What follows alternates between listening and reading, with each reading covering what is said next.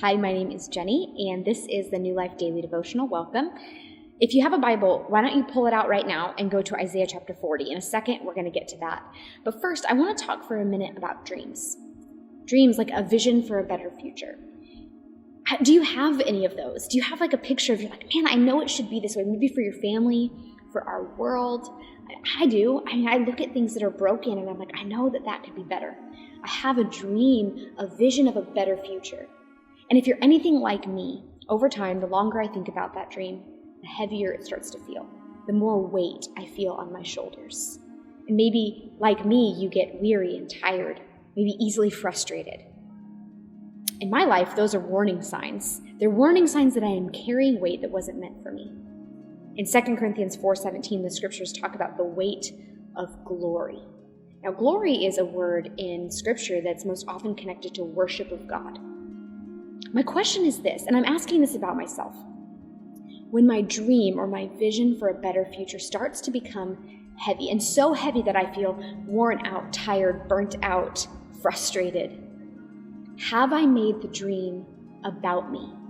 Now, I don't know that I mean that it's a selfish dream, but when I start to believe that it's only up to me, when I carry that weight, I think I'm taking the glory that was meant for God and I'm trying to hang on to it for myself.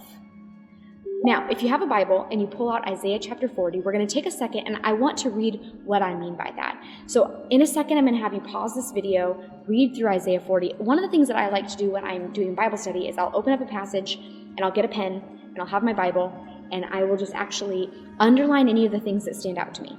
So what I'd love you to do right now is just, before I say anything else, pause this video, pull out Isaiah chapter 40, read it. Maybe it's on your smartphone. You can highlight it in there. If you have a physical Bible, you can underline it. And underline the things that stand out to you. Okay, ready? Go. Okay, we're back. Isaiah chapter 40. Hopefully you read it and you underlined some things. One of the things that I like to do is look at things that repeat over and over again. Now, at the beginning of this passage, we have this whole section that is quoted by Martin Luther King Jr., it's quoted by John the Baptist, Isaiah, the prophet is saying it here. It says, listen, it's a voice of someone shouting in the wilderness, clear the way, make straight highway in the wasteland for our God. Fill in the valleys, level the mountains and hills, straighten the curves, smooth out the rough places. And then it says this is verse 5, then the glory of the Lord will be revealed. So the purpose of the voice shouting in the wilderness, the purpose of the leveling of mountains and valleys and straightening of ways in the wasteland is for people to experience. And it says this, all people will see it together, for people to see the glory of the Lord, the glory of God. That the weight of glory is actually on God's shoulders. Here's what I love about the rest of Isaiah 40 and what I underlined, and I think is kind of the idea that I wanted to go in today. In verse 18, there's this line that I really think it sums up the whole chapter. It says this, to whom can you compare God? What image can you find to resemble him? See, I think we sometimes feel weight when it comes to our dream because we're comparing ourselves. We're comparing ourselves to other people who have similar dreams, to people who are saying things better than we are, or doing more than we are, or have better ideas, or seem to understand things quicker than we do, or whatever it is that you're comparing. We get in this trap of comparing us to another. And the question that is being asked in Isaiah 40 is, to whom can you compare God? See, if the weight is on God's shoulders, it's God's dream, it's God's weight. We don't actually have to compare anymore. Because none of us can compare to God. God created the heavens and the earth. If you go on in Isaiah 40, it just goes on and on about the things that God has created, the things that God has done, the work that he is doing to bring healing to the world, the hope that he's able to bring to people. And as you continue reading, the end is this wonderful, beautiful ending where it says in verse 29, he gives power to the weak, strength to the powerless. Even youths will become weak and tired, and young men will fall in exhaustion. But, verse 31, those who trust in the Lord will find new strength. They will soar high on wings like eagles. They will run and not grow weary. They will walk and not grow faint. You might feel weary, tired, easily frustrated. Are those signs that you're carrying weight that doesn't belong on you?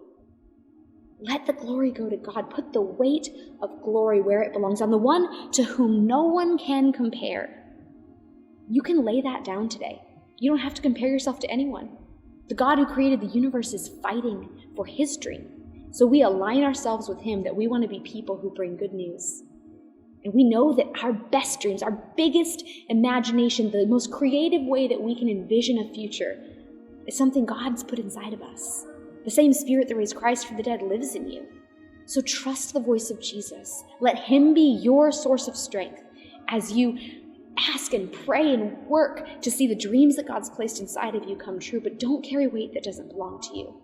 Make sure the glory goes where the glory belongs, that we make straight the path. Why? That the glory of the Lord will be revealed for all people to see it together. The weight is God. The dream is God's. And we get to be participants in it who are strengthened, and we're given hope, even when we're weary, even when we're tired, so that we don't give up. We can continue on the good path to see the good things that God has planned in advance for us to do and for us to see.